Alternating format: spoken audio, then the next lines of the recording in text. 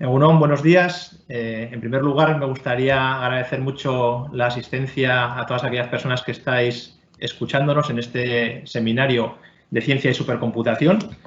Bueno, ¿de qué vamos a hablar aquí? Pues vamos a hablar de cómo algunas tecnologías habilitadoras hacen posible que otras tengan más fama, ¿no? Estamos hablando todo el día de la inteligencia artificial, de la ciencia de datos, cosas que no son estrictamente nuevas, pero a las cuales la democratización de la capacidad de cálculo y la accesibilidad de esa capacidad de cálculo por parte de diferentes empresas, personas, instituciones de investigación, además de investigadores, pues ha posibilitado que se desarrollen una serie de tecnologías de una manera mucho más rápida, que estaban ahí un poco en impasse de espera. Entonces, bueno, la supercomputación pues es indudable que ha favorecido el desarrollo de la ciencia. Y para ver cómo esto ha sido así, ¿no? Algunos ejemplos prácticos, contamos con un plantel de lujo al que agradecemos mucho su presencia, a todas las personas que van a participar como ponentes. En primer lugar, vamos a contar con mi compañero Ernesto Ruiz de Galarreta, luego contaremos también con Sergi Girona, del Barcelona Supercomputing Center, Blanca Biel, de la Universidad de Granada, y Nuria López, del Instituto Catalán de Investigación Química. Cerrará también el seminario nuestro consejero de Universidad, Innovación y Transformación Digital, Juan Cruz Cigudosa. Entonces, bueno, voy a dar sin más paso a nuestro compañero Ernesto. Ernesto es director de Tecnologías de la Información en Nasertic, es ingeniero de telecomunicación y además cuenta con mucha experiencia de gestión en diferentes multinacionales y con la suerte, ¿no?, de haber viajado por todo el mundo y sobre todo por Asia, ¿no?, con lo cual tiene también una visión bastante transversal de lo que sucede en otras latitudes. Sin más, Ernesto, cuando quieras, muchas gracias.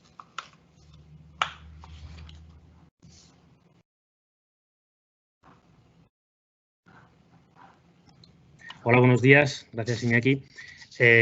Pues bueno, no reitero el agradecimiento a estar todos en este seminario. Quería hacer una mínima introducción, una breve introducción a lo que es la plataforma de supercomputación de Nasertic. Este seminario trata de ciencia y supercomputación, pero realmente, bueno, los grandes protagonistas de la jornada de hoy no pueden ser más que la Red Española de Supercomputación y la contribución que ahora explicaremos que hace a la ciencia y sus usuarios en la figura de Blanca y de Nuria. Ya hicimos un webinar en julio bajo la plataforma del Digital Innovation Hub de Navarra, en la que hicimos una introducción a lo que era lo que es la supercomputación, a la importancia que tiene, a los beneficios, incidiendo, además de, por supuesto, la importancia que tiene para la ciencia y para las administraciones públicas, los usos que puede tener y los beneficios para pymes, centros de investigación y centros tecnológicos.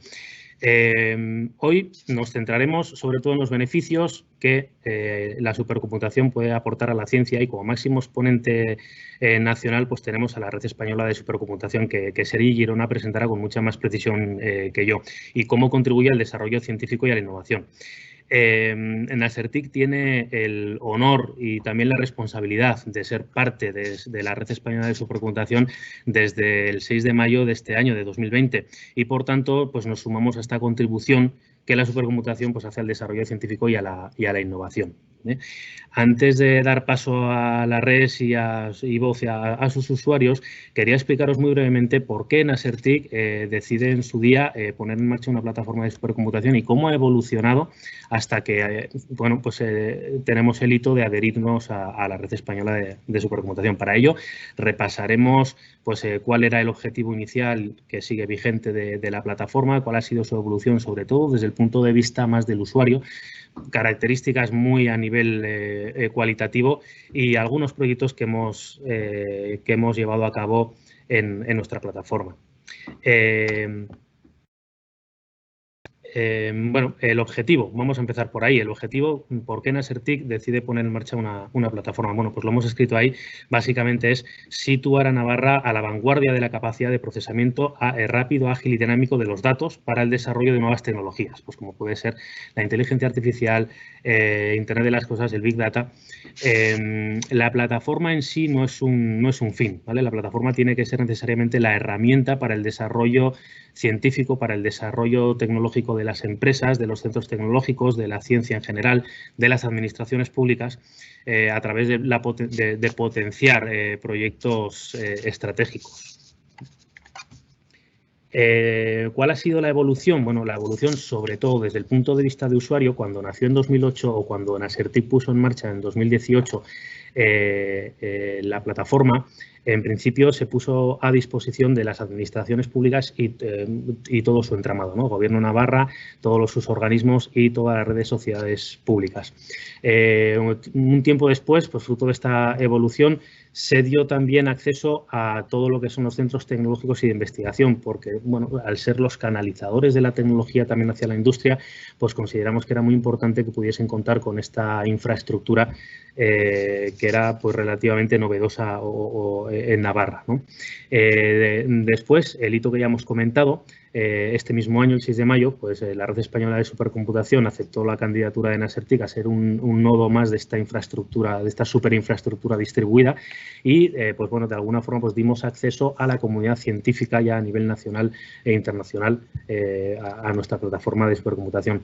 Y luego, también recientemente, Nasertic, a través de su participación en el Digital Innovation Hub de Navarra, pone a disposición, entre otras infraestructuras, la de supercomputación, con lo cual pues damos acceso al tejido empresarial navarro también, incidiendo sobre todo pues a las pymes, ¿no? Las pymes entendiendo pues que son los que mayor dificultad pueden tener de acceso a una infraestructura de estas características. ¿Cuáles son las características muy rápido y a nivel muy cualitativo del clúster? Bueno, pues está ubicado en el Centro de Proceso de Datos de Gobierno de Navarra. Con lo cual, pues con todos los beneficios que ello implica, incluida pues la alta disponibilidad del sistema.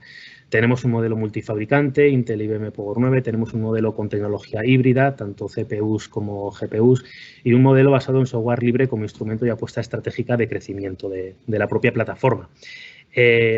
Algunos ejemplos, y ya con esto termino y damos paso a los verdaderos protagonistas de la jornada, algunos ejemplos de los proyectos que hemos ejecutado en el clúster, pues tienen mucho que ver con las estrategias de especialización inteligentes del Gobierno de Navarra.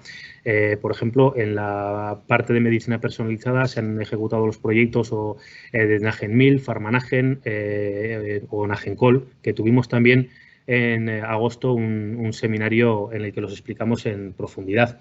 Y ahora recientemente han sido aprobados y tenemos en cartera, por tanto, los proyectos Ágata, Nagen Pediatrics e Inolfac. Por ejemplo, pues el proyecto Nagen Pediatrics, por mencionar uno de ellos, está basado pues, en la detección de cáncer en niños a través del análisis genómico.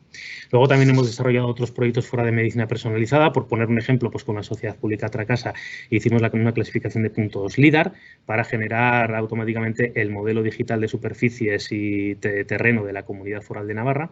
Y también, pues bueno, pues por mencionar el hito que ya hemos venido diciendo de nuestra pertenencia a la Red Española de Supercomputación, pues sin más he puesto ahí el primer trabajo asignado por la RES del primer grupo investigador que nos han asignado pues para que computen en nuestras infraestructura.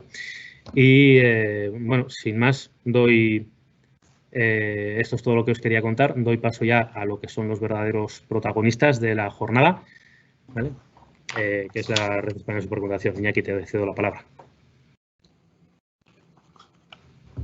Muchas gracias, Ernesto, por esta introducción. Bueno, vamos a contar a continuación, como decía hace un rato, con Sergi Girona. Sergi Girona es doctor ingeniero en informática por la Universidad Politécnica de Cataluña. Actualmente es director del Departamento de Operaciones del Barcelona Supercomputing Center, así como gestor de la Red Española de Supercomputación, RES. Ha estado también estrechamente ligado a PRACE, el Partnership for Advanced Computing in Europe, desde su creación. Primero, simultaneando el cargo de Chair del Board of Directors con el de Director General entre 2013 y 2015, y después como Vice Chair del Consejo, cargo que ostenta desde junio de 2016.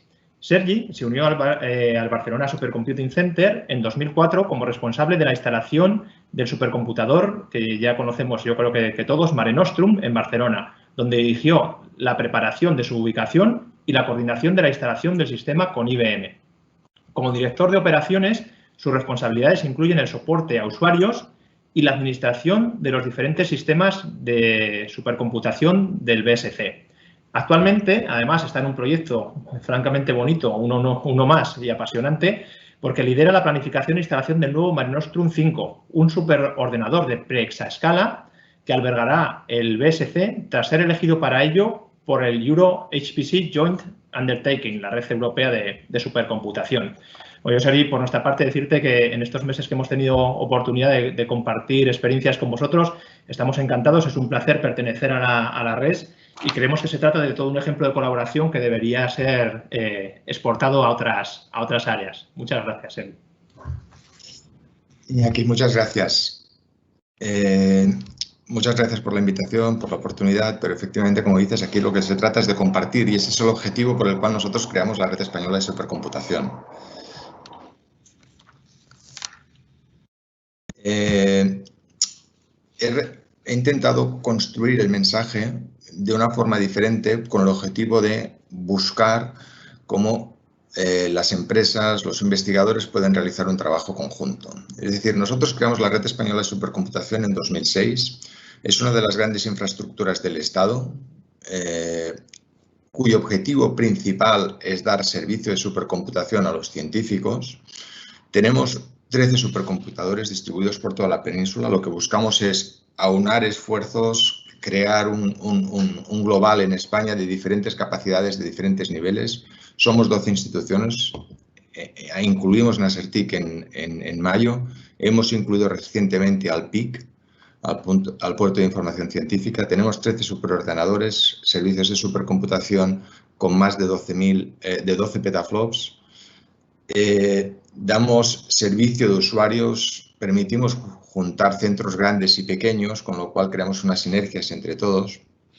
Y el objetivo que buscamos es dar servicios a las comunidades científicas. Y esto nos lo demuestran los científicos con sus publicaciones anuales de gran calidad, que es lo que nos permite continuar con este trabajo. Podéis ver en la transparencia la distribución de las diferentes nodos de la red. Los nodos de la red se basan en las capacidades de los nodos de cómputo. Aquí presentamos una escala logarítmica de nuestras capacidades y se ve claramente que hay diferentes niveles. Es decir, el nodo del Mare Nostrum es muy grande porque tenemos que tener un tier 0, un tier 1 con una gran capacidad, pero a la vez necesitamos los diferentes niveles para dar satisfacción a los diferentes tipos de usuario. Además, nos interesa tener diferentes arquitecturas, diferentes equipos, crear equipos de trabajo en diferentes regiones, en diferentes espacios para tener la proximidad con los usuarios y con las empresas, pero de una forma transparente. Entonces, esto nosotros lo empezamos en 2004 con el Mare Nostrum 1, que tenía 42 teraflops. Y ahora tenemos Mare Nostrum 4, que tiene 13 petaflops. ¿Qué quiere decir? Pues que lo que hacíamos antes en todo un año lo podemos hacer ahora en un día. El número de procesadores crece poco a poco, pero la capacidad de cálculo crece de forma impresionante. Entonces, lo que venimos haciendo nosotros desde el Mare Nostrum 2 es distribuir el Mare Nostrum anterior entre los diferentes nodos de la red, de forma de que se tiene una infraestructura ya probada, preparada y se puede dar continuidad de acceso a los usuarios. Este es un objetivo que venimos realizando continuamente y nos está funcionando muy bien, porque de la misma forma nos permite actualizar y tener la mejor infraestructura en España de forma continuada. Nuestro objetivo es intentar dar servicio a todo tipo de usuario. Por eso construimos máquinas que tienen diferentes características, con procesadores de propósito general, con aceleradores y luego nuevas tecnologías que pensamos que en el futuro serán las que realmente nos van a ser de utilidad para las nuevas máquinas. Entonces, pensamos que es un mecanismo que nos permite preparar. Bueno, comentaba Iñaki que, claro, que todo el mundo conoce el Mare Nostrum 4, quizá no todo el mundo lo conozca. Está ubicado en una capilla, no es un fotomontaje y yo lo que les recomendaría es una visita virtual al centro, ya que ahora las reales son un poco más complicadas. Si se conectan a la plataforma de internet del BSC, podrán acceder y visitar las instalaciones. Entonces, como gran instalación, nuestra obligación es dar servicio a los usuarios. Entonces, los usuarios necesitan horas de cómputo y deben de acceder como un mecanismo de peer review para garantizar que acceden los que tienen mejores proyectos. Tenemos una sobredemanda de 2 o 3 a 1. De cada 3 proyectos se queda uno fuera. Está organizado con accesos cortos de 4 meses, porque en lugar de dar acceso a proyectos de gran de gran duración o de gran capacidad, pensamos que era más como acceder a experimentos científicos, como un acceso a unos telescopios y grandes instalaciones, con lo cual hay accesos cada 4 meses. Tiene sus inconvenientes, tiene sus ventajas. Su inconveniente, los usuarios tienen que pedir cada 4 meses y justificar su necesidad. La ventaja, no hay que esperar todo un año para poder acceder a los recursos. Los accesos son por diferentes áreas de la ciencia y son lo que se representa en colores. Somos una infraestructura dinámica. Entran nuevos nodos, aplicamos nuevos mecanismos y esto se muestra, por ejemplo, en el 2019, donde se desdoblaron 2 áreas de la ciencia como son ingeniería y física y química, porque teníamos demasiado volumen de actividades para las revisiones científicas. Se ve el incremento y evolución de las capacidades a lo largo del periodo. En 2018 dimos 324 millones de horas de CPU, en 2019 583 y en lo que llevamos del 2020 llevamos 412 millones. En breve, a final de mes, será la nueva asignación, con lo cual volveremos a acercarnos a los 600 millones de horas de CPU para los usuarios, distribuidos por todas las máquinas de la red española de supercomputación. El acceso es gratuito en el punto de servicio, es decir, las instituciones de la red o los socios que las componen son los que pagan por este servicio directamente y nosotros damos el servicio gratuitamente a los usuarios. Se accede a través de una plataforma en la cual se describen las actividades que tienen acceso. Nosotros debemos informar como institución pública de las actividades que realizamos. Este año, con el coronavirus, tuvimos que hacer la jornada de forma telemática, pero aún así conseguimos reunir a más de 100 personas, 120, 130, que explicamos lo que venimos haciendo en la red cada año. Los recursos que tenemos, lo que hacen los científicos, lo que hacen los técnicos para mejorar la infraestructura y lo que hacen los administradores del sistema para mejorar ese tipo de servicios. Creamos ya el año pasado la capacidad de dar un premio al mejor papel científico de aquellos usuarios que han tenido acceso el año anterior a la red española de supercomputación. Se escoge aquel paper que ha sido mejor en excelencia científica. Y bueno, es una actividad que nos ayuda a promover realmente las capacidades en la red. Aquí hay un ejemplo de las diferentes actividades que hemos venido recibiendo en 2019. Uno de los problemas que existen habitualmente en la ciencia es el tiempo de retorno. Desde que uno accede a la infraestructura, tiene que cocinar la información, enviar la publicación y entonces vienen de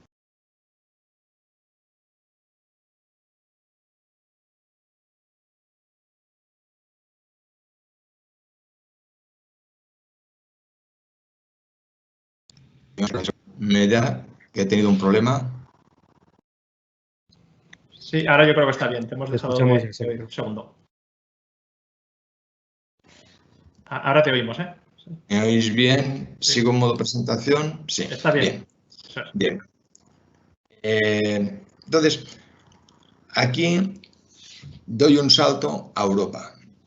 En 2006 nosotros decidimos crear la Red Española de Supercomputación para dar servicio a nivel español. Pensamos que el modelo efectivamente era muy bueno y a nivel europeo, para poder competir con el mundo, necesitábamos crear algo. Y es PREIS lo que creamos. Es el mismo concepto. Una serie de nodos con grandes máquinas que contribuyen grandes horas de computación que permiten dar acceso a todos los científicos europeos a las mejores infraestructuras. Claro, no es lo mismo que la RES. Bueno, porque cambia la dimensión, cambia la escala. Es decir, aquí, bueno, veis, hay 6 máquinas que están distribuidas en Francia, en Alemania, en Suiza, en Italia y en España, pero la diferencia es la capacidad que se da a cada proyecto. Mientras que en la Red Española de Supercomputación lo habitual es que anualmente se puedan llegar a tener unos 30 millones de horas de CPU, en Europa lo mínimo son 30 millones de horas de CPU al año. Las llamadas son anuales porque los proyectos son más complejos. Se hacen también actividades de formación, se da un poco de soporte a empresas. Entonces, lo que vimos es que realmente uniendo fuerzas es cuando conseguimos trabajar de forma más eficiente.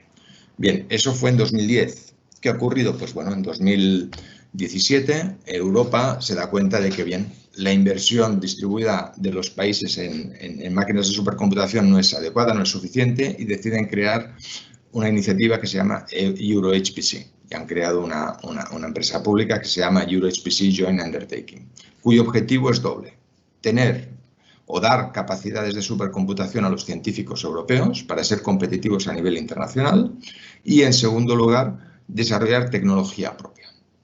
Está conformada por la mayoría de los países de la Unión y muchos de externos. Y nosotros, en este caso, como comentaba Iñaki, en la primera parte de disponer de nuevas máquinas, presentamos nuestra candidatura como país, como España, conjuntamente con Portugal, Turquía y Croacia, para albergar una máquina de supercomputación enorme.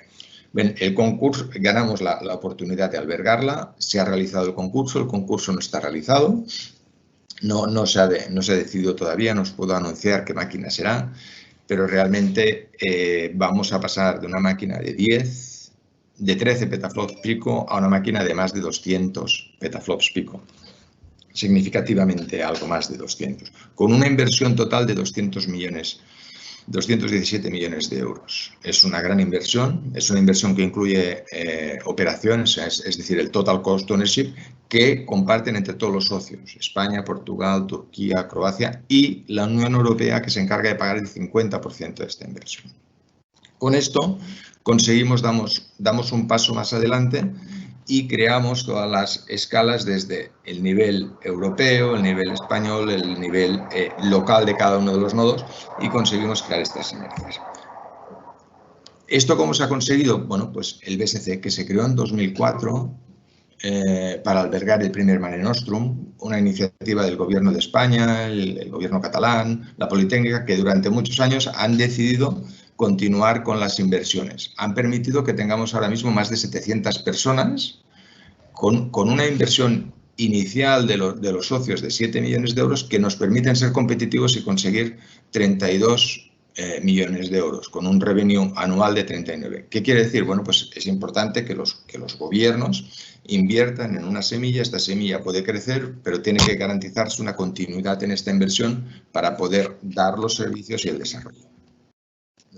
En el BSC tenemos diferentes departamentos en diferentes áreas, en computación, en ciencias de la tierra, en ciencias de la vida y en ingeniería, pero no voy a entrar en detalle en lo que hace cada uno de estos departamentos, sino que me sirve para decir, bueno, pues esto es lo que nos permite cooperar con la industria, los conocimientos de estos científicos.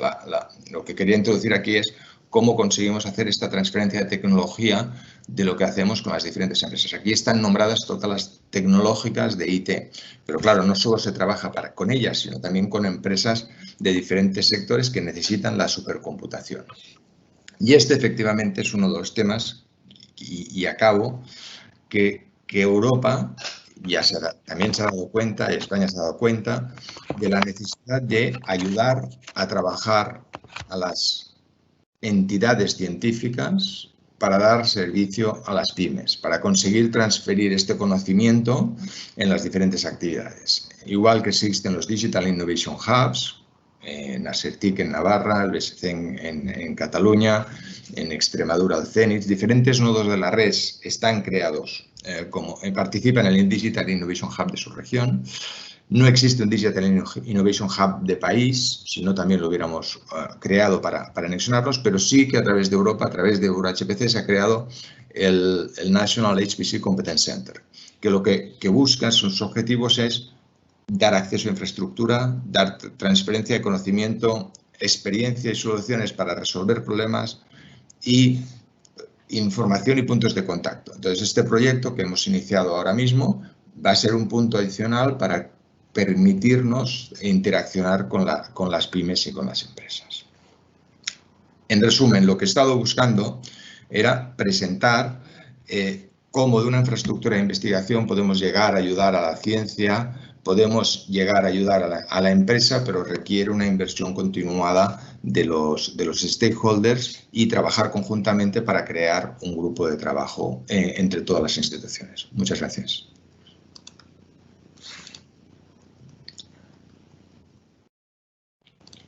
Muchas gracias, Sergi. La verdad que lo que decía inicialmente, es apasionante todas las iniciativas que lleváis a cabo y cómo estáis tratando también, después de haberse dado cuenta Europa, de que todo esto al final llegue también al tejido empresarial, ¿no? Estamos hablando hoy de la ciencia, pero bueno, también la ciencia al final no tiene mucho sentido si luego eso no se transfiere, y lo mismo estas capacidades que se están construyendo.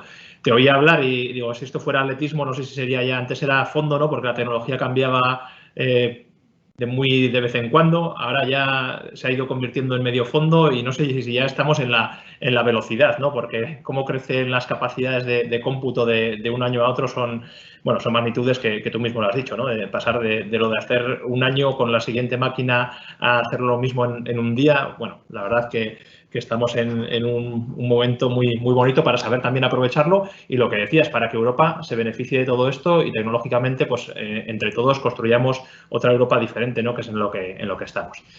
Bueno, muchas gracias por tanto, y ahora vamos a pasar a la siguiente ponente. La verdad que tenemos dos ponentes ahora que son un ejemplo, y cuando se habla tanto también de mujer en la ciencia y en las carreras STEM, pues creo que hay que darles relevancia como se merece, ¿no? Y que tengan la visibilidad para que otras niñas y chicas puedan seguir su ejemplo. Y como decía, pues tenemos ahora dos ponentes de sección. La primera, Blanca Biel. Blanca Biel se licenció en Ciencias Físicas por la Universidad de Granada en 1999 y, tras incorporarse al Departamento de Física Teórica de la Materia Condensada de la Universidad Autónoma de Madrid, obtuvo en 2006 su doctorado en Física con una tesis sobre las propiedades electrónicas y de transporte de nanotubos de carbono con defectos. Desde el inicio de su carrera científica, su investigación se ha centrado en la aplicación de métodos ab initio, basados en la teoría del funcional de densidad y otras herramientas a escala atómica, al estudio de las propiedades del transporte en nanoestructuras. Tras una estancia postdoctoral de 2 años en el Comisariado para la Energía Atómica, CEA Leti, en Grenoble, Francia, estudiando las propiedades de transporte de materiales dopados basados en grafeno, se incorporó a la Universidad de Granada, España, como investigadora Juan de la Cierva. En 2014 recibió un contrato del prestigioso programa Ramón y Cajal, y desde 2019 es profesora titular en el Departamento de Física Atómica, Molecular y Nuclear de la Universidad de Granada. Su actividad investigadora se resume en más de 30 publicaciones internacionales, con un total de más de 1.600 citas. Ha formado parte o colaborado con grupos de investigación en 3 países diferentes, participando en 25 proyectos de investigación internacionales y nacionales, de los cuales ha sido investigadora principal en 5 de ellos. Y bueno, esto es lo que llevas hasta ahora y todo lo que te queda, Blanca, porque bueno, mucho ánimo para seguir así, y nos sentimos afortunados de que estés hoy con nosotros, y también felicitar a la Universidad de Granada porque puedan tenerte allí todos los días. Gracias, Blanca, cuando quieras. Pues muchísimas gracias, Iñaki, a vosotros y a la RES por pensar en mí como un ejemplo de usuario de los muchos que se benefician de todas las cosas que ofrece la RES, como nos ha contado Sergi antes. Voy a hablar muy poquito, pero esto es un poquito el esquema de lo que os quería contar. Voy a presentar un poco mi línea de investigación para que sepáis en qué consisten esas simulaciones que yo hago, para las que necesito supercomputación. Hablaré un poquitín sobre todo de mi experiencia como usuaria de la RES, desde que empecé hasta ahora. Y luego, pues, quería contaros muy brevemente algunos ejemplos de los proyectos que he podido desarrollar gracias a los recursos de la RES. Bueno, como has dicho, desde que empecé prácticamente mi tesis, ¿no?, en la Universidad Autónoma de Madrid, en el año 2000, hace ya mucho, he estado haciendo toda mi carrera, básicamente se ha centrado en la aplicación de métodos basados en la teoría del funcional de la densidad, o métodos de primeros principios, y otras herramientas a escala atómica, al estudio de nanoestructuras. Entonces, realmente yo trabajo con sistemas muy pequeños, con sistemas que son solamente unos pocos cientos o miles de átomos. El problema es que uno podría pensar que si son sistemas tan pequeños, pues podría ser fácil, ¿no? El tratarlos. Es justo lo contrario. Necesitamos unas herramientas que incorporen efectos cuánticos y un grado de precisión muy elevado. Y para eso necesitamos necesariamente trabajar con supercomputadores.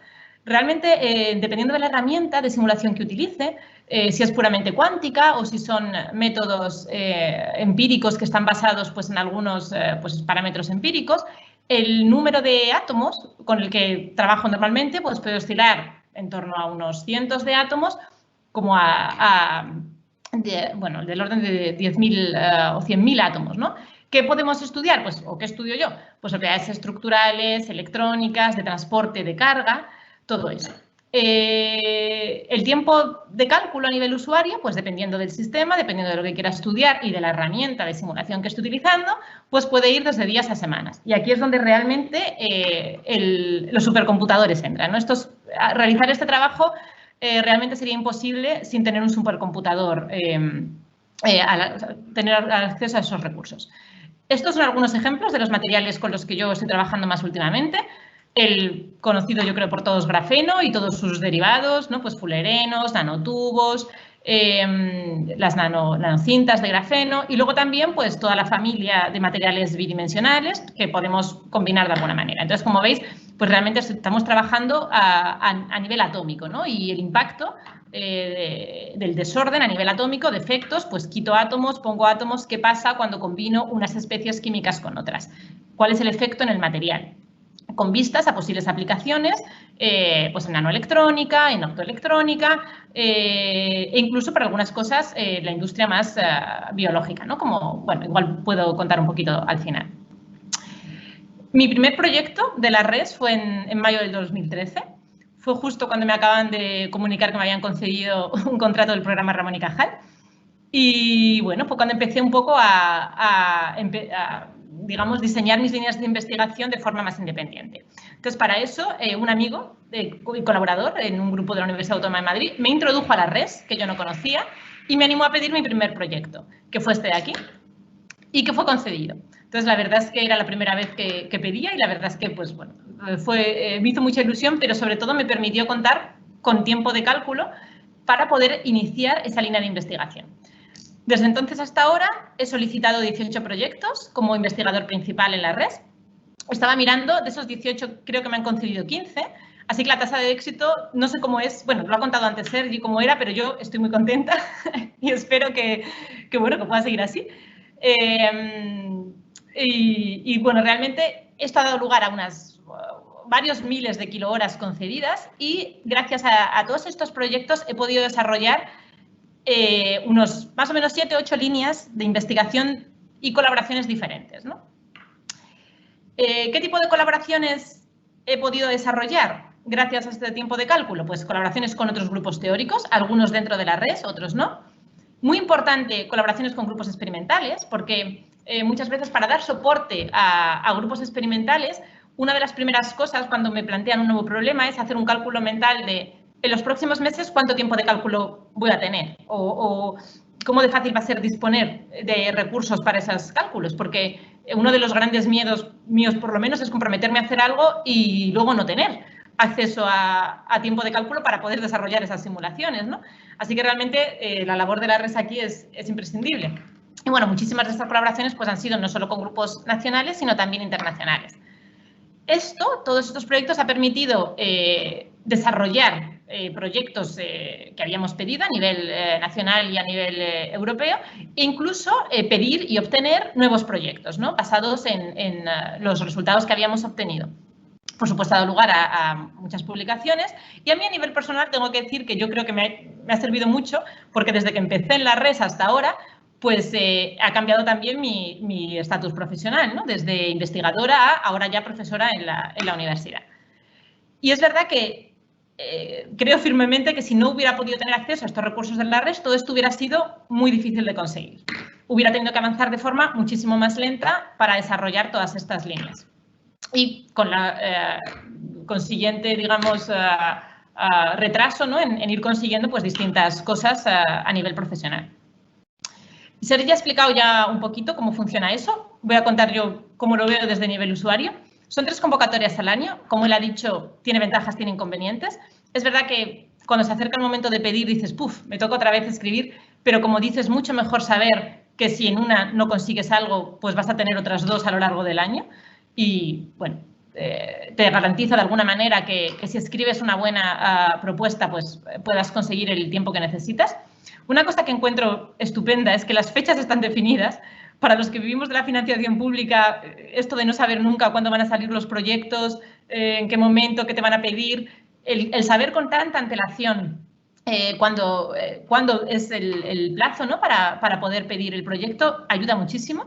Otra cosa es que luego lo termines con poco tiempo, pero la aplicación, una vez que está abierta con muchísimo tiempo, no sé si son 2 meses o algo así, y realmente tú puedes editar o proponer tu actividad y enviarla, y puedes hacer modificaciones online justo hasta la fecha. Entonces, eso yo lo veo una cosa muy, muy cómoda. Es un uso muy fácil de la interfaz, es una interfaz todo online, con lo cual no tienes que andar escribiendo cosas en formatos complicadísimos o subiendo ficheros. O sea, realmente es algo que en ese sentido es muy sencillo. Y como digo, el hecho de que la puedas enviar, quedarte tranquilo, y si luego después ves que necesitas modificar algo, pues lo modificas, pues realmente es también una cosa muy cómoda. Los recursos de la red, bueno, no voy a hablar de los recursos de equipamiento, pues porque ya los conocemos y Sergi nos ha hablado de ellos, pero sí que puedo hablar de los recursos humanos. Tengo que decir que son realmente excepcionales, por lo menos por lo que yo he tenido la experiencia con ellos. De los, me parece, 13 supercomputadores que hay en la red, me parece que yo he corrido con unos 5 o una cosa así.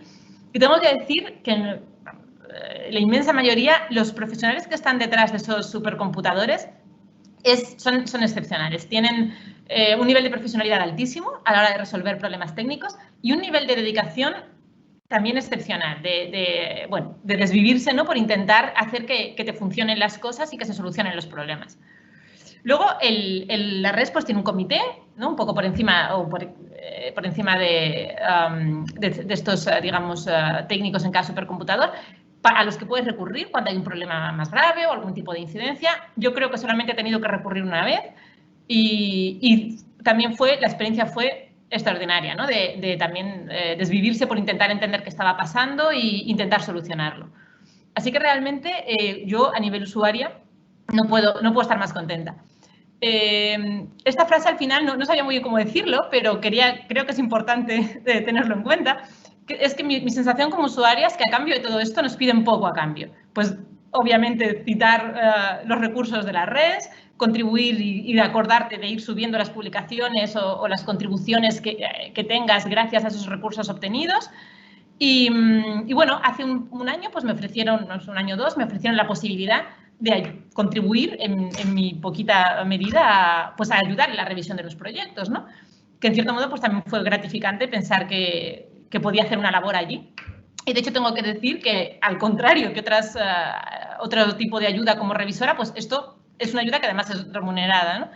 Entonces, bueno, creo que realmente lo que recibimos es gratis, ¿no? Realmente, como decía Sergi, es gratis totalmente a nivel usuario para la facilidad con la que es y lo importante que es.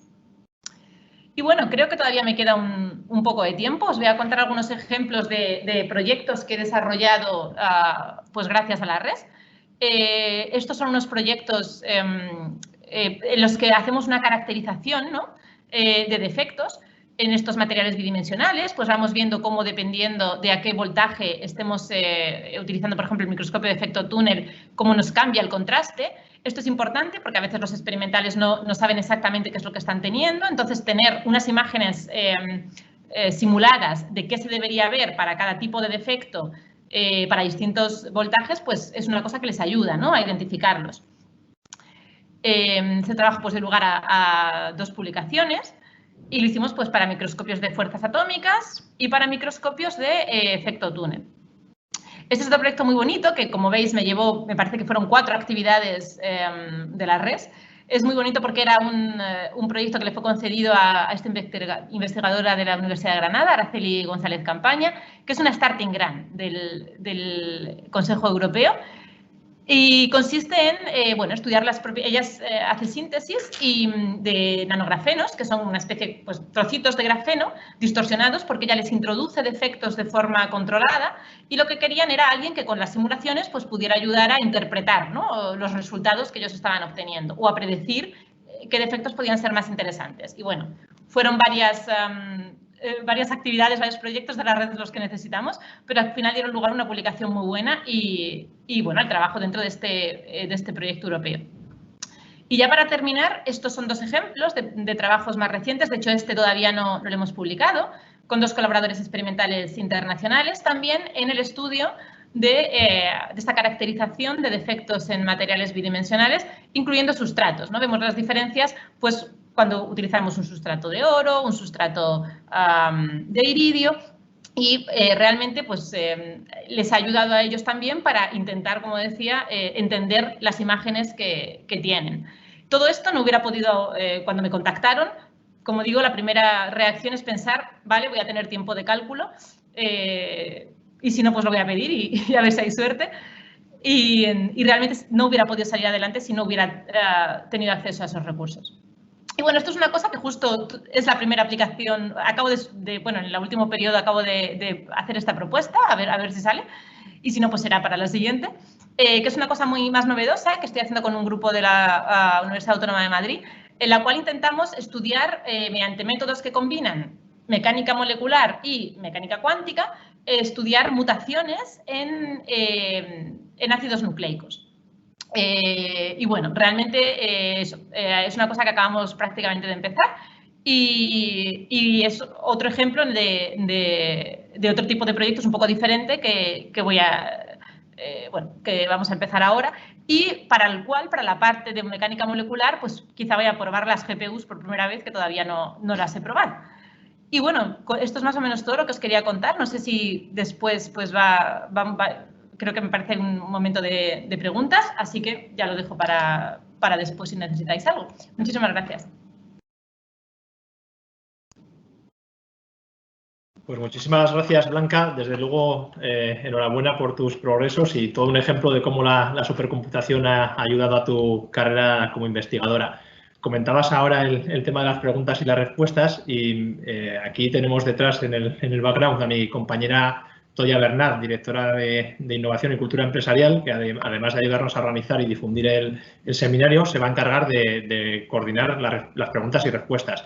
Tenemos abierto dentro de la herramienta del seminario la parte de preguntas y respuestas, creo que la tenéis accesible y la idea es que las vayáis lanzando ahí para que luego las podamos trasladar a los ponentes, ¿no? Entonces, bueno, animaros a ir preguntando porque la verdad que yo creo que la ocasión lo merece. Tenemos ahora a continuación pues, a otro tremendo ejemplo, ¿no? de lo que es una persona investigadora y además una mujer en la investigación apoyada en todas las capacidades de supercomputación que hay al alcance tanto a nivel español como europeo a día de hoy. Se trata de Nuria López. Nuria se licenció en Química en 1999 y es doctora en Química Teórica por la Universidad de Barcelona. Como investigadora postdoctoral, se incorporó al Centro de Física de Materiales a Escala Atómica dirigido por el profesor Jens Norskov en Dinamarca. En 2005 inició su carrera en el Instituto Catalán de Investigación Química, ICIC, donde actualmente continúa con su labor científica. Su grupo de investigación se centra en la investigación teórica de la fotoelectrocatálisis heterogénea. Nuria ha publicado y participado en más de 200 publicaciones científicas, con un total de 80 citas en solo una de ellas y 2 con más de 500 citas. En 2010, el Consejo Europeo de Investigación le otorgó una ERC Starting Grant y luego una ERC Proof of Concept en 2015. Fue galardonada con el Premio a la Excelencia por la Real Sociedad Española de Química en 2015 y ha colaborado con varias industrias en Europa para aprovechar el modelado atomístico. Ha participado además en 9 proyectos de la Unión Europea y colaborado científicamente en varios comités de la Unión Europea, incluidos los de iniciativas de supercomputación más importantes de Europa. De hecho, ha sido presidenta estos 2 últimos años del comité directivo de PRAISE, a la que hacía referencia también antes Sergi, ¿no? El Partnership for Advanced Computing in Europe. Y bueno, yo creo que con esto, Nuria, nos has dejado a todos con la boca abierta, poco más. A ver qué nos tienes que contar. Muchas gracias. Hola, muchísimas gracias. No sé si me veis o si todo funciona bien. ¿Me oís bien? Sí, perfectamente, Nuria. Vale, pues muchísimas gracias y muchísimas gracias por la invitación. Y para mí es volver un poquito a casa. Y ahora luego os explicaré un poco por qué. De nuevo, os querría explicar un poco cuáles son, yendo un poco más allá de lo que ha explicado Blanca, que por cierto, Blanca, tenemos que hablar algún día. Sabéis que hay multitud de actividades que van de supercomputación, no únicamente a nivel español, también a nivel europeo. Os pienso explicar un poquito de las actividades científicas y de cómo lo de cómo lo hemos trabajado nosotros en el grupo y también un poco más de cómo funciona a nivel PRAISE y a nivel supraeuropeo para que veáis un poco el tipo de cosas que podemos hacer. Este es un resumen que hicimos hace unos años en el consorcio europeo, donde yo estaba en el comité científico. Y básicamente, como veis, las áreas de supercomputación pues ahora mismo no están limitadas a nada. Podemos tratar desde agujeros negros que recibieron el premio Nobel ayer, hasta problemas de clima, problemas de biología, como los que explicaba Blanca un poco antes, problemas de materiales también relacionados con ingeniería, por ejemplo, esto es el ala de un avión. Y estos son unos molinos de viento también en el diseño de las placas de los molinos y de la gestión de los del diferente balance de la red, e incluso otro tipo de cosas como sean cosas de movilidad, smart cities y todo este tipo de nuevas aplicaciones que están viniendo ahora. Y, por ejemplo, el grupo de Rosa Badía está haciendo un montón de cosas en BSC relacionadas con este último caso. Os quería explicar un poco de dónde estamos ahora, cuál es el problema ahora y cómo lo estamos trabajando. Y básicamente os he puesto aquí un cartoon que salió hace muy poco y estamos todos muy centrados en cuál es el problema del COVID, pero sabemos que después de este COVID tendremos problemas económicos para los que tenemos que encontrar una solución y la digitalización, la generación de nuevo conocimiento a través de todas las cosas que conocemos en computacional es súper importante para llevarnos un paso más allí e intentar reducir la posibilidad de recesión y sobre todo os quiero hablar del cambio climático. El cambio climático, muchos de vosotros habéis oído hablar, sabéis que tenemos una cantidad de CO2 en la atmósfera que está cambiando el clima tal y como lo hemos conocido y la única real solución a esto es que encontremos fuentes de energía renovables y en eso es en lo que se dedica mi grupo en los últimos años. ¿Vale? Este es un mapa de cómo han salido las renovables en los últimos años en España y básicamente lo que veis es que si veis el mapa eólico, en Navarra tenéis muchísima producción. La cantidad de renovables y la cantidad de energía que podemos almacenar y generar, o sea, que podemos generar de esta manera, sigue creciendo más o menos según los años. En España la eólica es particularmente importante y es particularmente importante en Navarra. Y de hecho tenéis muchos molinos que están montados a lo largo de vuestra geografía. El problema de la generación a través de aerogeneradores e incluso de fotoquímica está relacionado en qué es lo que hacemos con esa energía. Los patrones de energía, de generación de energía y los patrones de consumo de energía no están bien alineados cuando hablamos de renovables y por eso es súper importante que para esas fuerzas de energía que son de manera intermitente necesitamos encontrar una manera de almacenar. Hay muchos grupos en España que están trabajando en baterías, particularmente en el País Vasco, son muy fuertes. El problema de las baterías es que será una solución parcial para algunas de las cosas y eso es porque la densidad que podemos almacenar, que es lo que intenta explicar este cuadro de aquí arriba, pues no es tan efectiva como los combustibles tradicionales a los que estamos acomodados, ¿vale? Entonces, cuando alguien habla de energy storage, bueno, yo me crié en parte en Tudela y todos sabemos lo que es la intermitencia, porque cuando generas un montón de producción, lo que haces es intentar tratar esa producción para intentar almacenarla y tener producción todo el año. Y esto es básicamente lo que se hacía en mi casa en todo el mes de septiembre y octubre.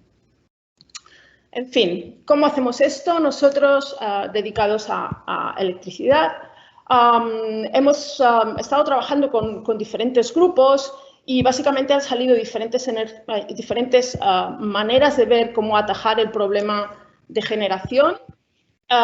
Por ejemplo, si generamos un montón de energías renovables, podemos intentar combinar esto con los gases que tenemos, como el CO2 o nitrógeno, e intentar encontrar unas tecnologías que sean completamente disruptivas, completamente nuevas, que nos permitan almacenar eso en forma de fuels o de productos químicos que podamos usar porque los podremos almacenar. Particularmente algunos de estos son muy fáciles de almacenar y serían una solución realmente fácil al problema del CO2 y de las energías renovables, ¿vale? Entonces, básicamente, ¿qué es lo que hacemos en mi grupo? Bueno, pues esto es una molécula de CO2, Esto es otra molécula de CO2, el carbono es el átomo de aquí que tenéis pintado en gris, estos serían 2 oxígenos y lo que intentamos hacer es hacer un enlace entre estos dos, de manera que este enlace de aquí sea el que guarde la energía y cuando la necesita la pueda reusar para reconvertir en esto y conseguir cerrar el ciclo de CO2. ¿Vale? ¿Cómo hacemos esto? Bueno, esto es un material cualquiera, de hecho no es un material cualquiera, seguro que muchos de vosotros habéis tenido este material en vuestras manos, esto es cobre y lo que intentamos hacer nosotros es intentar entender cuál es la química, los procesos químicos y físicos que tienen lugar en estas superficies que pueden servir como catalizadores para poder hacer esos enlaces carbono-carbono que os decía antes, ¿vale? O sea, lo que necesitamos es un material que nos ayude a hacer un proceso que en teoría no se puede hacer o que requeriría mucha energía para ayudarnos a hacerlo. Esto además de la energía proveniente de las renovables, ¿vale? Y aquí os he puesto una película de una de las últimas cosas que hemos hecho en Mare Nostrum y, de nuevo, en mi carrera científica es un poco como la de Blanca. Si no hubiera tenido Mare Nostrum, seguro que no hubiera tenido la ERC. Si no hubiera tenido Mare Nostrum, seguramente no tendría una plaza donde la tengo. Si no hubiera tenido Mare Nostrum, seguramente no estaría aquí hablando sobre vosotros, sino que habría dejado la investigación y estaría en otro sitio. Así que os voy a enseñar un poco esta película. Como veis, estos son los átomos. Esto sería una superficie de cobre.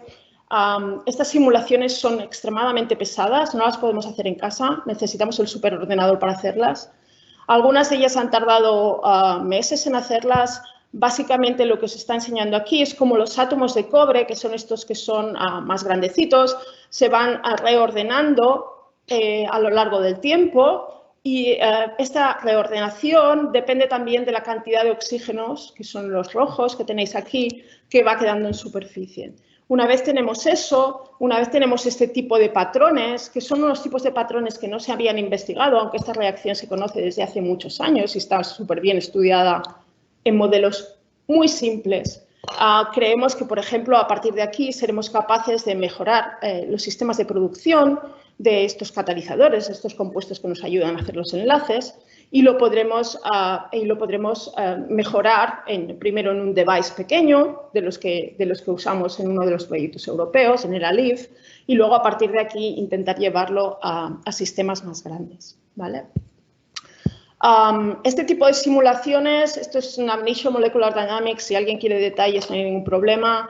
Este artículo es un artículo únicamente de teoría, o sea, hubiera sido imposible hacerlo en casa, está publicado en una revista de muy alto índice de impacto, va a haber mucha gente que lo está leyendo. Hemos empezado muchas nuevas colaboraciones simplemente porque han visto que pues, somos capaces de hacer este tipo de cosas. O sea, para nosotros Mare Nostrum, BSC y la RES es la oportunidad de hacer ciencia a nivel europeo, la oportunidad de competir a nivel europeo, a nivel mundial y la oportunidad de tener una visibilidad que si no sería imposible, ¿vale? Y estas películas acaban siendo un poco películas francesas, así que podemos pasar, ¿vale? Porque al final tampoco pasa, después del rato pasan menos cosas. Y esto es como lo expresaba uno de mis estudiantes en un cartoon y que pensamos que la divulgación a los estudiantes jóvenes y en particular a los grupos de niños de escolares es súper importante y hacemos bastante divulgación. Algunos de mis estudiantes hacen bastante divulgación. Por ejemplo, esto lo que nos enseñaría es que en este sistema de aquí, con este tipo de patrón en el cobre, la formación de ese enlace que yo os decía antes del carbono-carbono, pues es un poco costosa, pero que hay algunas de las configuraciones, como veis, estos de aquí parece que están más contentos y el corazoncito yo no lo hubiera puesto nunca, pero bueno, al estudiante le gustó, con lo cual aquí tenemos el corazón, pues este tipo de proceso sería más favorable y este sería el tipo de sistema que iríamos a buscar desde el punto de vista de diseño. La otra parte que os quería explicar es una cosa que yo no he hecho directamente, sino con la que he compartido, ¿vale? Estos meses que hemos estado todos encerrados, porque había esta gran ola de COVID, pues como yo formaba parte del organismo supraeuropeo que conecta a todos los centros, y gracias a la generosidad de todos los centros y todos los directores, que esto siempre hay que decirlo, obtuvimos un montón de recursos para poder distribuirlos entre los mejores grupos a nivel europeo que pudieran contribuir a COVID, ¿vale? Y este es un análisis que hemos hecho hace poco con los primeros 80 proyectos que llegaron para intentar trabajar la pandemia. Y cuando todo el mundo piensa en COVID, piensa en medicina, pero es que hay veces que la medicina va bastante más allí, o el problema es mucho más general que no únicamente medicina. Y este es uno de los problemas que yo veo en las aproximaciones que se centran mucho en medicina. Si veis en este diagrama de aquí, lo que intentamos representar es cuál es la escala en la que estaban trabajando nuestros investigadores, los proyectos que proponían, desde virus hasta órgano, hasta una persona individual, hasta la interacción entre personas o el mundo en general, ¿vale? O sea, una ciudad, un tal. Y el tipo de estudios que hacían. Y nos dimos cuenta y esto de aquí es cómo de bien están nuestros códigos, los códigos que empleamos a nivel de supercomputación para tratar esos problemas. Y nos dimos cuenta que la parte bioestructural, la estructura de los fragmentos de membrana, de las partes de corona del virus, era una parte que tenemos súper práctica y que tenemos mucha práctica en general como científicos en ella, y teníamos muchísimos proyectos relacionados con estos. ¿Vale? Los diferentes colores solo significan si aceptamos el proyecto o si no lo aceptamos, ¿no? Muchas otras se basaban en esto que se llama docking screening. Esto significa intentar probar fármacos a ver si realmente cabían en las spikes, en las zonas activas de la capa externa del virus. Como veis aquí fuimos un poco más estrictos, y es que el problema es que a este punto puede haber algo de opportunistic science, ¿vale? De ciencia que es un poco voy a probar. Y lo que requeríamos aquí era que hubiera mucha contribución, porque es una cosa muy importante, de gente que trabajaba en colaboración con equipos experimentales que luego pudieran probar las drogas. Tenemos problemas, o tenemos más problemas, teníamos muchas menos aplicaciones relacionadas con otras cosas, que serían problemas que se estudian como física, ¿vale? Dinámica de fluidos, pero que no están que no tienen una capacidad de HPC readiness, de preparación de los algoritmos que esté al nivel que requeriría usar estos recursos de Tier 0, pero que, por ejemplo, estarían muy adecuados para un centro un poco más pequeño, y algunos de ellos los redireccionamos o intentamos, con la ayuda del BSC y los otros centros, redireccionarlos a centros donde les pudieran ayudar.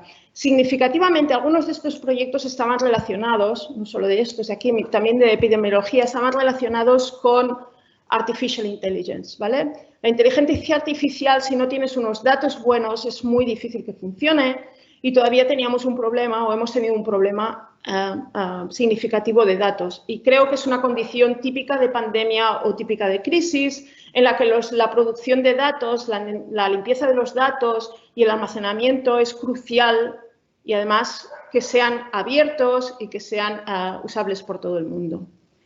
Y con esto solo quería acabar las perspectivas futuras. Os quería decir que gracias a la excelente labor de Mateo, de Sergi, y en esta foto sale Pep también, del BSC, han conseguido montar la RES, que funciona para todos, que es muy fácil, como Blanca decía, que nos piden poco. Bueno, yo siempre me quejo que nos piden demasiado, pero esto es una discusión que tenemos con Sergi desde hace años, que gracias a ellos se ha podido construir una infraestructura europea que nos va a permitir permear todas las capas de lo que es el sistema europeo, y a nivel local, a nivel nacional, de distribuir ese conocimiento, ese know-how, pero que necesitamos educación, necesitamos una career path, necesitamos una manera de que la gente se pueda ganar la vida con esto, necesitamos diversidad, y estar en local, como va a ser el nodo de Nassertic, esto nos va a ayudar mucho. Necesitamos inteligencia artificial, algoritmos y data que sea buena, y necesitamos technology transfer, necesitamos transferir las tecnologías a los diferentes SMEs, pymes, como queráis llamarlos.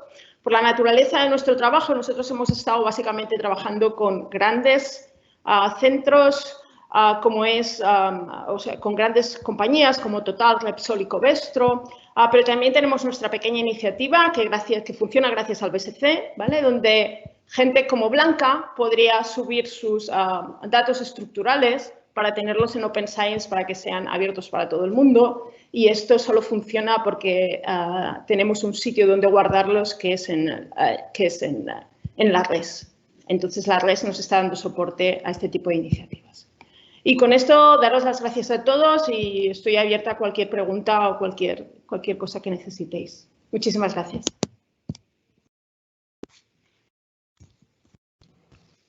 Pues muchas gracias a ti, de verdad, Nuria, y yo la verdad que me quedaría escuchándoos todo el día porque me encanta todo lo que hacéis, aunque tengo que reconocer que tendría que ponerme mucho más al día de algunas de las materias, pero bueno, muchas gracias por tu exposición y por supuesto que sin todo esto que pides y sin la apuesta de las administraciones públicas y sin la colaboración con las empresas, pues no sería posible que hubiera gente como vosotras que investigara, y eso es algo que es responsabilidad de todos, ¿no? También muchas veces lo dejamos a las administraciones públicas, pero creo que también todas las personas y las empresas podemos colaborar a que eso sea así y al reconocimiento, ¿no? Y bueno, a ver si poco a poco vamos mejorando también en esa faceta donde en los últimos años creo que se ha ido avanzando. Y bueno, antes del cierre vamos a pasar a las preguntas y respuestas. Voy a dar paso a mi compañera Toya para que nos pueda ir distribuyendo las preguntas, ¿vale? Vale. Muchas gracias, Iñaki. Muchísimas gracias a todos. Nos han ido llegando preguntas de muy diferente índole. Nuria, tenemos algo en común. Yo también soy de Tudela y en mi casa también se votaba. O sea que enhorabuena a las dos. Bueno, vamos allí. Sergi, la primera pregunta. Nos hacen, ¿quién forma parte de ese comité de decisión de una vez que llegan todas las propuestas de los grupos de investigación? ¿Quién forma parte de ese comité? Por explicarlo por transparencia, sin más. El comité son 4 expertos, uno de supercomputación externo al BSC, uno de computación del BSC, un experto de la ANEP, de la Agencia de Evaluación por Pares, y un experto del Ministerio en Infraestructuras. Pero claro, ellos de ciencia no saben, no tienen todos los conocimientos. Entonces, se soportan en 6 paneles científicos y cada uno de estos paneles tiene 10 investigadores que son totalmente independientes a la infraestructura y a la RES. Reciben las actividades, las evalúan, las priorizan y es el comité de acceso el que decide, bueno, esto tenemos capacidad y esto es mejor que se ejecute en un nodo o en otro. El investigador selecciona en qué nodo quiere ejecutar, pero puede ocurrir que el nodo no esté disponible o que sea mejor que se ejecute en otro nodo, simplemente por proximidad geográfica incluso. Perfecto, muchas gracias. Pues la siguiente pregunta también es para ti, Sergi. Dada la situación del COVID, Nuria nos ha explicado a nivel europeo, ¿se ha tomado alguna medida excepcional en la RES para dar soporte en esta pandemia? Sí. Elevamos al Consejo de la RES y lo activamos de forma inmediata. Ya en la convocatoria de julio y en esta, más del 50% de las capacidades de la RES se da prioridad a cualquier actividad relacionada con el coronavirus. Es decir, se las evalúa igualmente, se determinan que son excelentes científicamente, pero en lugar de tener que competir en excelencia científica con todas las otras áreas, tienen prioridad hasta el uso del 50% de la capacidad de la máquina. Y por último, Sergi, muchísimas gracias. Con el Mare Nostrum 5, ¿cómo nos posicionamos a nivel europeo en capacidad HPC? Bien, muy bien. En el Mare Nostrum 1 ya fuimos el primero de Europa, el Mare Nostrum 2 también. Y fue una sorpresa porque no lo esperábamos, nadie lo esperaba, ni Alemania, ni Francia, ni Inglaterra. Ahora hemos conseguido hacer una inversión conjuntamente con Portugal, Turquía y la Unión Europea. La Unión Europea ha decidido montar 3 máquinas de esta escala. Entonces, estas 3 máquinas serán las más potentes de Europa durante un buen tiempo. Nosotros, como siempre, hemos dado prioridad a la mayoría de los usuarios.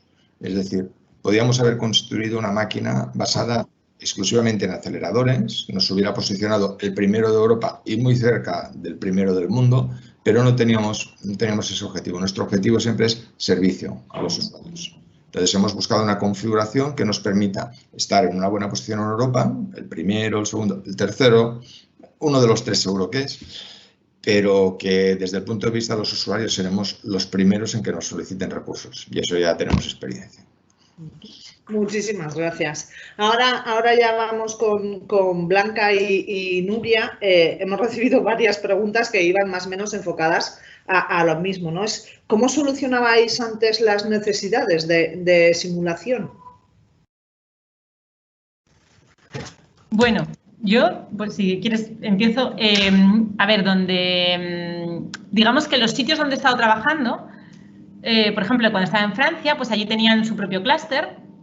En la Universidad de Granada también hay un clúster, bueno, teníamos un clúster local que para trabajos no muy pesados pues se podía utilizar, pero la conectividad pues no era buena, entonces si necesitabas más de 16 cores, que no es nada, pues ya claramente no te compensaba mucho correr.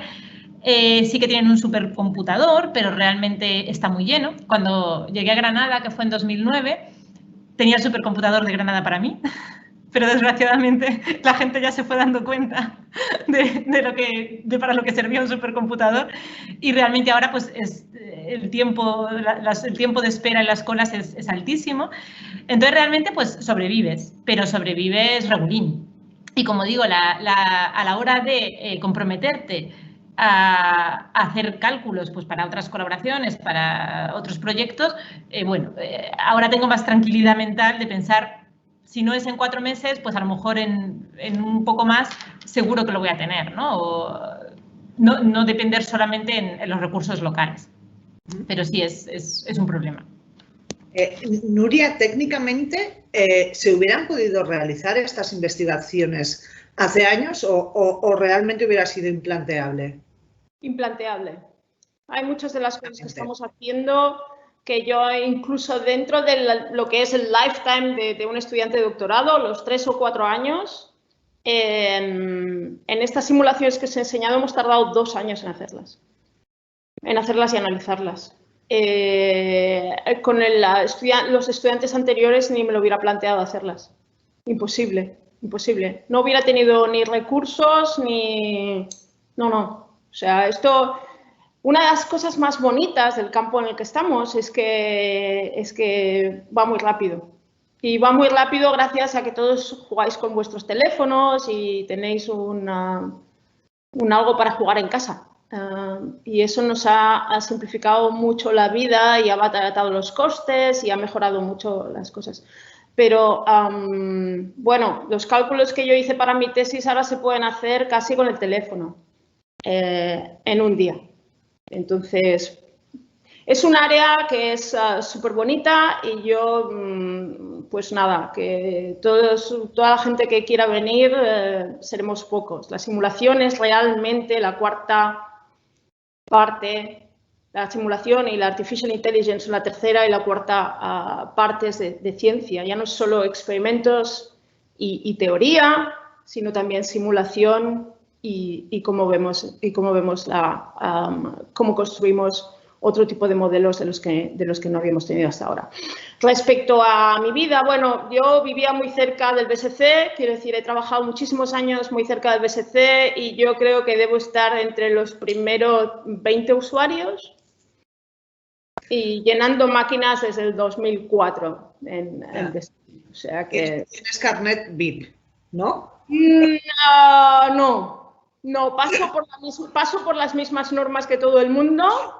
No, que era una broma, era una broma. No, o sea, no, pero prefiero decirlo y prefiero que todo el mundo lo sepa. No hay carnet VIP. O sea, aquí hay trabajo, enviar las aplicaciones, que las evalúen los pares, que sabemos cómo son los pares, que las evalúan bien, en general, aunque haya alguna distorsión alguna vez, bueno. Y porque eso también te ayuda a construir una aplicación que sea mejor la próxima vez si no lo has hecho suficientemente bien. Ya está. No es nada personal, eso es una de las cosas importantes de aprender. A este respecto, para que lo sepáis, Sergi, cuando he dicho lo del carnet VIP, estaba haciendo así, que no con el dedito, ¿vale? Que conste en acta. Y una última pregunta, aprovechando, Blanca, Nuria, que estáis en el top 10 de mujeres científicas. ¿Cómo hacemos para favorecer las STEM, para animar. Antes hablabas, Nuria, de educación. No hay fórmulas mágicas, está claro, pero ¿cómo podemos ayudar también nosotras y nosotros a que las niñas, las adolescentes tiendan hacia simulación, inteligencia artificial, supercomputación, etc., etc.? ¿Cómo lo hacemos? ¿Tenéis alguna idea? Yo estoy de acuerdo con Nuria. Para mí, divulgación a nivel colegio, a nivel instituto es esencial. De hecho, bueno, pues yo estoy involucrada siempre que puedo en cosas, pues no sé, STEM me llamó hace un par de años para una cosa en el Parque de las Ciencias de Granada. Tenemos aquí cosas la Semana de la Ciencia a nivel de universidad, a nivel de la Facultad de Ciencias. Entonces, siempre que puedo, por lo menos un par de veces a la Real Sociedad de Física, pues también tiene su programa de divulgación a nivel local, a nivel nacional. Entonces, yo siempre que puedo intento ir a dar charlas a institutos y a colegios, cuentas un poco tu investigación, obviamente hay cosas que no van a entender, pero creo que es muy importante, efectivamente, ver una mujer, ¿no? Ver una chica pues que va allí, que se viste como se viste, que habla como habla y ver que es algo normal, ¿no? Y que puede estar hablando de física y te puede estar hablando pues eso, de atomitos o de cosas que a lo mejor no se les había ocurrido. Simplemente el saber que hay mujeres trabajando en eso de forma inconsciente, yo creo que se les queda, ¿no? Y yo creo que eso es fundamental. Yo por mi parte, sí, o sea, todas las actividades, todas las acciones que estaba indicando Blanca son importantes. En el BSC tienen un programa maravilloso que llevan a los niños pequeños al BSC de paseo a ver la capilla. Es súper bonito. Yo tengo la camiseta de Super G, que habéis visto el dibujo al principio. La uso siempre que puedo. Lo más importante es hacer un ambiente inclusivo. Que no te sientas mal, que no te sientas que no perteneces al sitio. Entonces, eso para mí es lo más importante de todo. Yo me he pasado unos años sola y sé un poco bastante lo que es. Y incluso estando en reuniones con hombres, y en BSC hay un número significativo de hombres, depende de cómo te sientas. Y siempre ha sido un entorno absolutamente inclusivo, absolutamente positivo. Tengo que ser también, estoy súper contenta de que a nivel europeo, por ejemplo, en la parte científica, nosotros en los comités en los que he estado siempre éramos mitad y mitad, incluso a ese alto nivel. No sé, hay que intentar hacerlo todo. Vale, pues con ese mensaje nos quedamos, vamos a hacerlo todo y ahora, Iñaki, ya te cedo la palabra porque contamos con el consejero de Universidad, Innovación y Transformación Digital, quien ha querido además sumarse y estar con nosotros. Gracias. Sí. A ver, que te he quitado mientras estabas hablando y me he puesto yo, perdonad. Perdón. No, he sido yo, perdonad. Bueno, pues muchas gracias y muchas gracias a todos. Yo creo que también las palabras de Blanca y de Nuria dicen mucho de la institución, pero al final la institución la forman las personas y yo creo que, Seri, te tienes que ir contento porque todas estas cosas que están diciendo tan buenas de vosotros, pues con otras personas seguro que serían diferentes, ¿no? Y bueno, tenemos también para cerrar el seminario a otra persona muy ligada al mundo de la investigación, pero que además es consejero de Universidad, Innovación y Transformación Digital del Gobierno de Navarra y presidente de NASERTIC. Tenemos con nosotros a Juan Cruz Cigudosa, al que agradecemos también que haya hecho un hueco para cerrar este seminario, y no solo para cerrarlo, sino para seguirlo porque ha estado siguiéndolo con atención. Juan Cruz Cigudosa es licenciado en 1987 y doctor en 1991 en Ciencias Biológicas por la Universidad de Navarra, en 1987. Inició su trayectoria profesional centrada en la investigación en genética humana y su relación con el cáncer y las enfermedades raras ya en ese año. Después realizó diferentes estancias pre- y postdoctorales en Lund, en Suecia, en Manchester, Gran Bretaña y Nueva York, Estados Unidos, y finalmente en el Servicio Canario de Salud. En el año 2000 se incorporó al Centro Nacional de Investigaciones Oncológicas, CENIO, como director del grupo de citogenética molecular, donde ha trabajado 16 años. En 2008 cofundó la compañía de biotecnología NIM Genetics, dedicada a la biotecnología genómica, y ha recibido por ello varios premios y por su actividad también en concreto en I+D+I. En el ámbito académico ha publicado más de 170 artículos en revistas científicas internacionales. También ha participado en la dirección de diferentes proyectos de investigación y en 14 tesis doctorales y ha sido reconocido con numerosos premios académicos.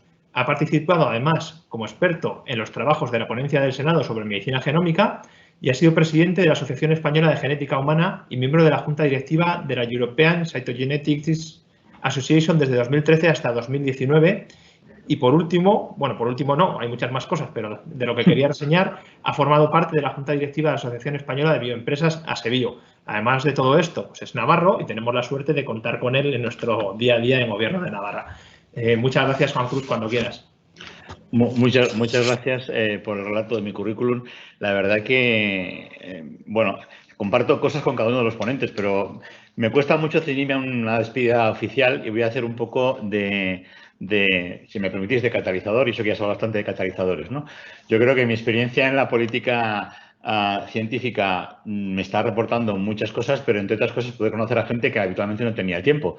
Entonces, forzarme a escuchar este seminario ha sido un placer para mí, con lo cual me queda poco. Solamente, pues, primer mensaje, orgulloso de que tengamos, de que se haya convocado este seminario, orgulloso de que Navarra, a través de NASERTIC, pues esté enganchada a este proceso a la red y, sobre todo, por lo tanto, de alguna manera, visibilizar esta comunidad foral, que éramos la única que no teníamos una ICTS, que aparecemos en el mapa ya, y básicamente, pues eso, poner en valor que este trabajo nos coloca en una división, no sé si en la Premier League o en otro, pero en una división adecuada para lo que creo que podemos hacer.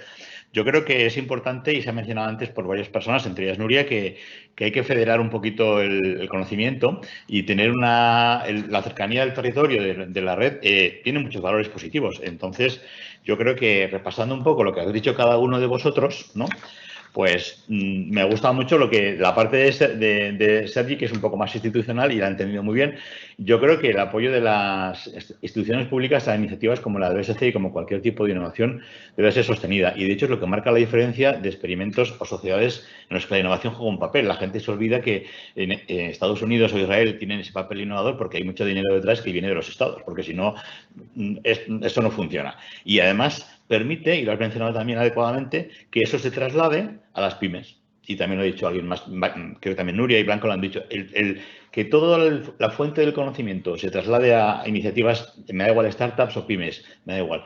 Yo es una cosa que he echado de menos en mi vida profesional y me gusta que estén cambiando las cosas a partir de ahora, ¿no? Es un tema súper importante.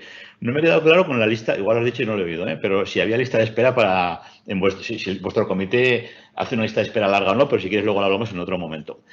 Me ha hecho mucha ilusión el del trabajo de Blanca. Primero, que cuando dices que tu tesis hace muchos años, pues yo voy a hacer 30 años que leí la tesis. Entonces me pone un poco en tesitura de viejuz y no me apetece mucho. Pero bueno, en cualquier caso, me gusta mucho que hayas contemplado el tema de las mutaciones, porque es un tema con el que espero que algún día me reincorpore la ciencia otra vez, si me reincorporo, que va a ser mi día a día. Y respecto a Nuria, pues yo también no soy de Tudela, pero soy de San Adrián, con lo cual algo pasa en esa ribera del Ebro que nos hace, de alguna manera, ser científicos o por lo menos jugar un papel importante. No sé si son los botes, como decía Toya, o algo así, pero es importante que eso esté así, ¿no? Yo creo que me ha gustado mucho la parte que has dicho de la aproximación COVID no médica. Y yo creo que es una cosa que tenemos que reflexionar todos, ¿no? Porque yo creo que toda la atención, evidentemente, mediática está destinada a la vacuna. Estoy un poco saturado de responder a periodistas acerca de cuándo va a estar la vacuna, hay innovación respecto a la vacuna. Y bueno, la vacuna tiene sus tiempos médicos y no va a estar hasta el año que viene. Y es que no, por mucho que lo intentemos, pues hay que asumir esta realidad. Y no será una vacuna, serán un montón, serán combinaciones, nos equivocaremos y, bueno, trabajaremos ahí. Sí que me parece muy importante la reflexión, que también es un poco de los tres, en el sentido de que le pedimos ya enseguida a la epidemiología y a los datos básicamente de clínicos inteligencia artificial. Yo estoy completamente de acuerdo con que la gente que habla de eso no sabe que lo más importante es que los datos tienen que estar puros, codificados y ser de fuente única. Y eso no ocurre ahora mismo, porque en pandemia estamos a curar personas. Entonces es importante también calmar los ánimos respecto a lo que espera la gente de nosotros como inteligencia artificial, porque eso no va a llegar pronto, que llegará con el tiempo, pero hace falta un estudio sistemático de datos que ahora mismo pues no tenemos. Voy a acabar poniendo en valor que una de las ventajas y por las que yo estoy súper entusiasmado con que NASERTIC esté funcionando ahí es que mi vida profesional ha estado muy encaminada a la medicina personalizada y no hay, en mi disciplina, no concibo una medicina personalizada de precisión sin supercomputación. Esto lo he hablado mucho con Alfonso Valencia, compañero de Sergi, soy colaborador y amigo suyo desde hace muchísimos años y hemos estado siempre tirando porque la gente entiende que generar datos de inteligencia artificial de medicina también es una cosa automática. Bueno, pues no lo es, hace falta mucho trabajo, mucha estructura y mucho condicionamiento. Sí que tengo que decir que Navarra me lleva una sorpresa estupenda porque tenemos muchos datos muy bien hechos y recogidos durante los últimos 15 años. Entonces, tenemos una fuente de datos para que luego se pueda aplicar ingeniería de datos muy potente, ¿no? Y eso también me anima mucho pues, a que toda la parte de NASATIC se implique todavía un poquito más en todo lo que sea ingeniería de datos de ciencia de la vida. Yo creo que, básicamente, para cerrar, me encanta que NASATIC esté aquí, que NASATIC nos acerca a Navarra. Hemos hablado antes de que esto nos visualiza. Es cierto, Nuria, que el BSC nos ha propuesto una plataforma que nos hace fácil o más fácil, por lo menos, competir en Europa, que nos permite hacer mejor ciencia y que nos permite que nos vean como unos elementos, por lo menos, de pares, ¿no? Por lo tanto, solamente el detalle de la STEM me parece entusiasmante, que aquí haya habido 3 mujeres interviniendo, me parece una idea estupenda.